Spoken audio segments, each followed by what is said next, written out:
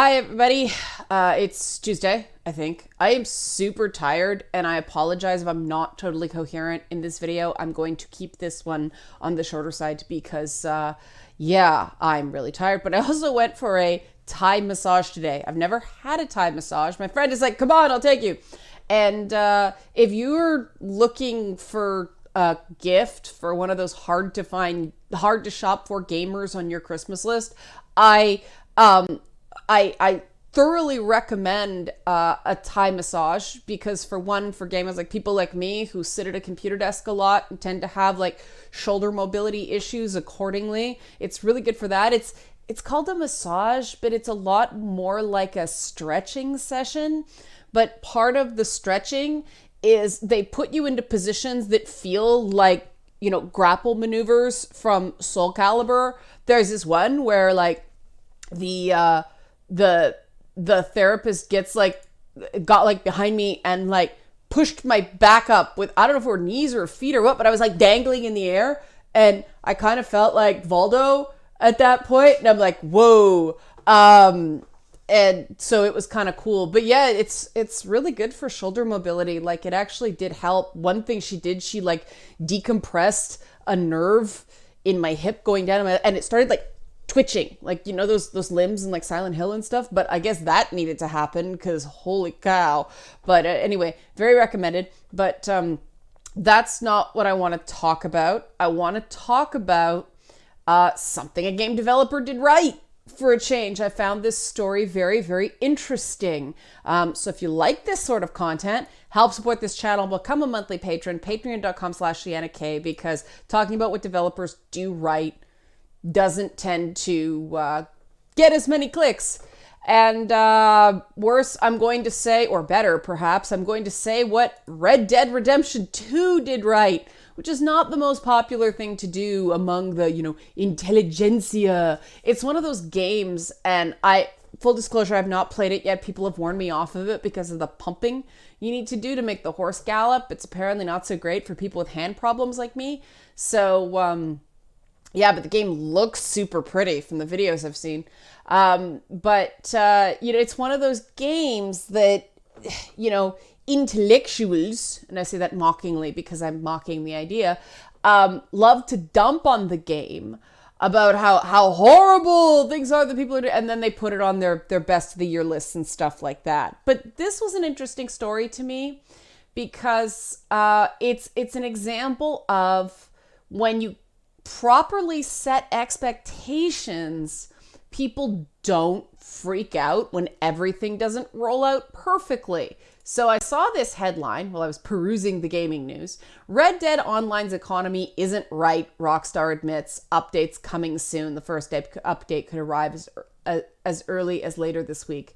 Now, normally when there's a problem such as this, things like in-game economy, things that are actually based on systems, when they're broken, I normally don't hear about it first when I'm just checking out gaming news and it's on a GameSpot article. Normally I hear it from somebody very angry on Twitter. But what's interesting about this one is that didn't happen.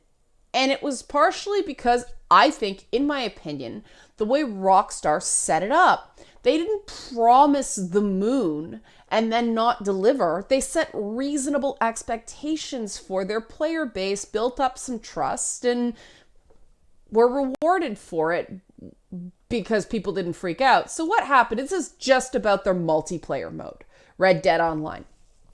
And it launched in, you'll see here, late November as a beta. But the interesting thing, Rockstar said from the start that players should expect bugs and other, as GameSpot said, oddities.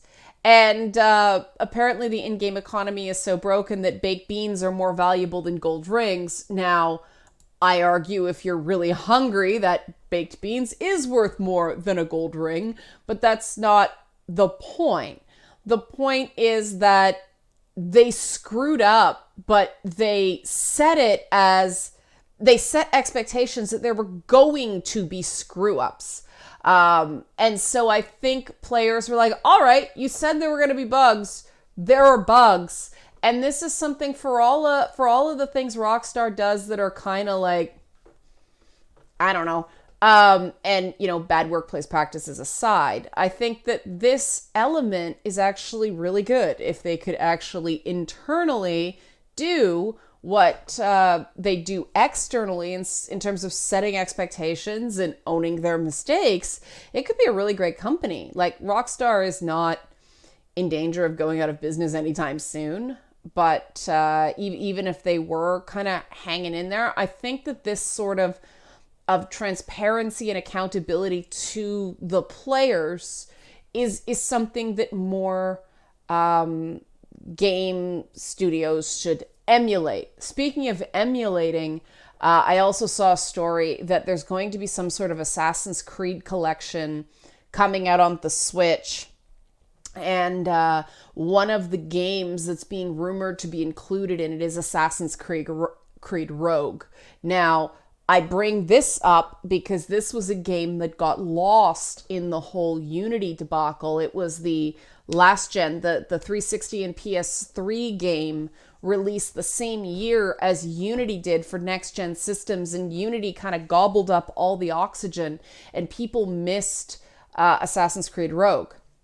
And if you are a fan of Black Flag, Assassin's Creed 4 at all, Rogue is, in my opinion, a must play. It is a very solid single player experience, but it also rounds out the basically the end of Rogue is the beginning of Unity. They're companion games, but it finishes the story of a lot of the characters in Assassin's Creed 3, there I go, Black Flag, and then some of the Freedom Cry DLC stuff as well. So if you liked Black Flag, I highly recommend Rogue. The playable character is very different in terms of Assassin's Creed. And it's one of those games that just got missed because it was a last gen game and everybody was all about the new hotness and how much the PS4 was selling, and then, you know, screenshotting really hilariously ugly looking bugs in Unity. But Rogue, I really enjoyed Rogue, and it doesn't have any of those long loads or any of those problems that excuse me, Unity did. So check it out if you want to get a game for the Switch. It's probably going to be out on multi-platform. But if an Assassin's Creed Rogue remaster comes out, especially as part of a collection, there's talk of an Assassin's Creed 3 remaster too. It would be nice if they maybe went in and fixed that game a little bit so there wasn't a 10-hour tutorial with hard fails all through it, because I think that was part of the problem. That's where a lot of people fell off the franchise. And it's too bad because I really liked Connor as an assassin. He's actually one of my favorite assassins ever. Cassandra's like gone to the top now, but Connor's actually... he doesn't have many zingers, but the ones he gets in are good ones. And just, I don't know, the whole experience of climbing through the trees and it being a very, even before they, you know, broke the navigation, the climbing and stuff like that to put it back together for new and improved. The way, the fluidity that you moved from one piece of the environment to the other, and how it sort of felt like this one big consistent world, even back then, I thought was a really, really neat thing. It just wasn't as flashy as the Ezio games, as what do they call them, the Brotherhood games. But yeah, so that's my recommendation. Like I said, I'll keep it short. I as I said on Twitter, I'm working on another parody song with Mouse Mary Jest. This one, and I'll touch on this later. This one is inspired. It's a remake of "Baby It's Cold Outside," because "Baby It's Cold Outside" was apparently banned in Cleveland on a radio station to be sensitive to this Me Too moment. So I rewrote the lyrics. It's a Me Too friendly "Baby It's Cold Outside," and that'll be coming. I'll probably do it on Thursday because I don't think I'm gonna be able to get it done for Wednesday. I want to do a lyrics video for it this time because the original song, there's overlap in places, and I admit I didn't know some of the lyrics to the original, like, Dean Martin classic. It's so dated, and it's like some people who have sort of listened, they're like, there are a couple times the lines get lost, and that's unavoidable in places because of the way the lyrics overlap. It's like it's a type of song that isn't done much anymore. And so people don't have the ear for it they did back in the day. That blew me away, because a lot of the old musical theater has those, forget the official term for them, but everybody's sort of singing a different thing and they all kind of mesh together and all that stuff. I guess it's sort of a lost art or a dying art. But yeah, I do want to do a lyrics thing because I want people to be able to actually understand the lyrics on the first playthrough. Kind of like what we did with The Sims, but this is just going to be the lyrics like big, so people on phones don't have to squint. Okay, so that is coming up this week. Tomorrow, I don't know what the content's going to be. I'll figure that out tomorrow. Okay, thanks for watching.